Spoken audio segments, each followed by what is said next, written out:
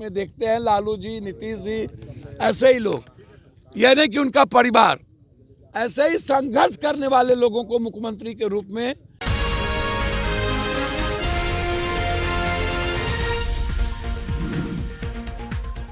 नमस्कार, आप देख रहे न्यूज सिटी बिहार और मैं हूं आपके साथ निधि सिंह। पूर्णिया के सांसद पप्पू यादव एक बार फिर राजीव भवन पहुंचे, जहां पर राज्यपाल को ज्ञापन सौंपते हुए उन्होंने कहा कि जिस तरीके से बिहार में लगातार बीपीएससी को लेकर के हंगामा जारी है, हमने ज्ञापन सौंपा है और कहा है कि इस पे जल्द से जल्द कार्रवाई हो और अच्छे से चेकिंग हो और जो लोग इसमें संलिप्त हैं उनके बाद उसके ऊपर भी कार्रवाई हो और उनकी कुल संपत्ति का भी विवरण किया जाए। तो वहीं वह क्या कुछ कहते हुए नजर आ रहे, पहले इस पूरी वीडियो में सुन।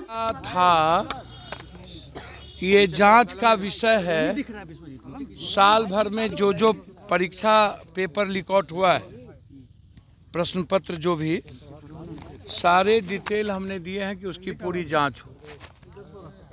दूसरा, बीपीएससी का जो नया एग्जामिनेशन हुआ उसमें भी जो क्वेश्चनायर थे वो बहुत ही बिल्कुल सीधा दिख रहा था कि आपने जो शंका थी वही बनी हुई रही और उसी तरह के क्वेश्चन को आपने लिया।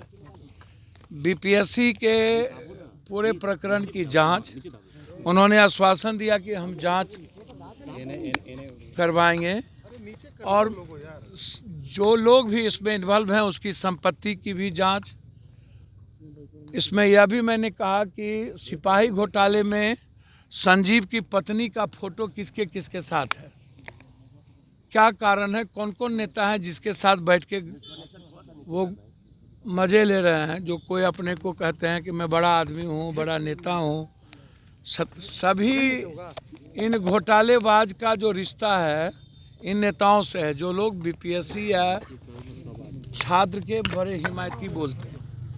तो हमने पूरी जांच की मांग मैंने की है बीपीएससी का और मैंने कहा कि जांच वर्तमान न्यायाधीश से हो तो ज़्यादा अच्छा। आप हाईकोर्ट के जज से बात करें और सरकार से बात करें कि इसकी जांच हो जाए। तो एक व्यापक चर्चा हुई, गवर्नर साहब इसमें इंटरेस्टेड भी हैं। कल महागठबंधन के लोग भी मिले थे, उन मुद्दों को लेकर के भी गवर्नर साहब ने कहा कि हम लोगों से विस्तृत चर्चा हुई है। और पहले भी मेरी फ़ोन पर गवर्नर साहब से जब ये बेंगलोर गए थे तो इस संदर्भ में बातचीत हुई थी। उन्होंने बच्चों पर कोई केस नहीं होगा ये इंश्योरेंस दिया है और जांच भी हम माध्यम बनेंगे और बच्चों को जस्टिस हम दिलाने का प्रयास करेंगे। उन्होंने ये बात हमसे कही है। अब आपको कुछ पूछना हो तो हमसे आप पूछ सकते हैं। अब देखिए, एक बात सुनिए, मेरी बात समझिए। मैं ऐसे कोई चर्चा नहीं करना चाहूँगा। मेरा सिर्फ इतना ही है कि एक व्यक्ति ने पॉलिटिकलाइज करने की कोशिश की और अपना पॉलिटिकल माइलेज लेने का प्रयास किया। बीपीएससी के मुद्दों को उन्होंने गायब कर दिया, खत्म कर दिया। बीपीएससी के बच्चों की उम्मीद को खत्म कर दिया, सपनों को।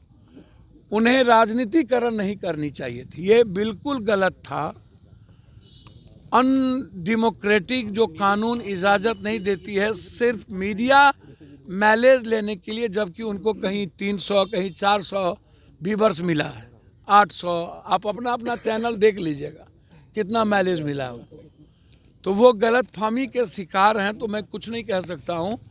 मैं उनसे एक सलाह करूँगा कि वह जिस तरीके से राहुल गांधी और तेजस्वी जी को कहते हैं नेतृत्व करूं, आप क्या हैं, क्या आप होते कौन हैं कि राहुल गांधी या तेजस्वी यादव जी नेतृत्व करें? आप क्या चिट्ठी की तरह आकाश टेकिएगा? तो उन्होंने 3 दिन मात्र पॉलिटिकलाइज किया है और बीपीएससी के मुद्दों को गायब कर दिया, पेपर लीक के मुद्दों को उन्होंने गायब कर दिया। और कुछ सोशल मीडिया और कुछ पत्रकारों ने उनको बैठे बैठे बीपीएससी का मुद्दा गायब कर दिया और मुख्यमंत्री बना दिया। तो अब सोचिए ना, बीपीएससी मुद्दा पर चर्चा नहीं और चर्चा मुख्यमंत्री का और नेता का, तो इससे बड़ा दुर्भाग्य बीपीएससी का क्या होगा। एक आरोप ये भी लग रहा है मुझे नहीं, इस सब पर नहीं को हाईजैक किया। कल प्रशांत किशोर से पूछा गया, उन्होंने कहा भैया मेरी बात सुनिए ना, उठा है तो गांधी मेरी बात सुनिए ना, इनके और हम कुछ नहीं कहेंगे। हम उनको सलाह देंगे कि वो अभी जुम्मा 4 दिन हुआ नहीं कि आप राहुल गांधी को नेतृत्व करने के लिए सलाह देने लगे, जो देश के युवाओं के रोजगार की सबसे बड़ी आवाज है, और तेजस्वी को बोलने लगे आप। भैया राहुल, दूसरा आप अपना मार्केटिंग करवाने लगे। प्रशांत जी, आपको शर्म नहीं आई कि बच्चों को आपने बैक कर दिया और अपने पार्टी के पेड वर्कर से आप नेतागिरी करने लगे? आपको शर्म नहीं आया? ये पेड वर्कर से नेतागिरी और कुछ सोशल मीडिया को पैसा देके मुख्यमंत्री बनने लगे आप, और सोशल मीडिया जिसका कोई व्यूअर्स नहीं उसको आप नेतागिरी करवाने लगे। तो मेरा आग्रह है कि अब ये जो मामला है, ये लड़ाई बड़ी हो गई है, इसीलिए कंटिन्यू लड़ाई, महागठबंधन भी सभी लोग, हम लोग साथ हैं।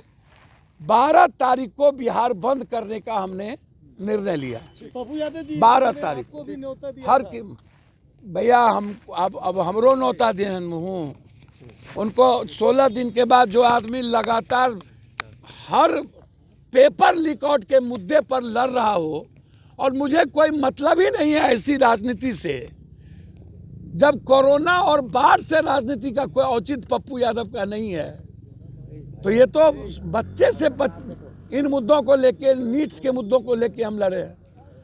तो मैं उनको सलाह दूंगा कि बच्चों को लड़ने दीजिए, नेतागिरी अपनी बंद कर दीजिए, अपनी मार्केटिंग बंद कर दीजिए, और पैसे के बदौलत मुख्यमंत्री का सपना देखना बंद कर दीजिए। 12 तारीख को यह बिहार हर परिस्थिति में कमजोर तबके के लोग जो संघर्ष किए, उसी को मुख्यमंत्री के रूप में देखते हैं। लालू जी, नीतीश जी, ऐसे ही लोग। आप सुन रहे थे पप्पू यादव को। पप्पू यादव 12 जनवरी को बड़ा ऐलान करते हुए कहते हैं कि 12 जनवरी को सभी जनता का अगर हमें समर्थन मिलता है तो पूरे बिहार को बंद किया जाएगा। जनता का समर्थन चाहिए, तो वहीं बच्चों को देखते हुए उन्होंने 12 तारीख ही डिसाइड किया है और जनता से वह सहयोग मांग रहे। तो वहीं मुख्यमंत्री नीतीश कुमार से लेकर जीतन अंबाजी और लालू परिवार पर भी कटाक्ष करते हुए नजर आए हैं। इस रिपोर्ट में बस इतना ही। देखते रहें न्यूज सिटी बिहार। बहुत बहुत धन्यवाद।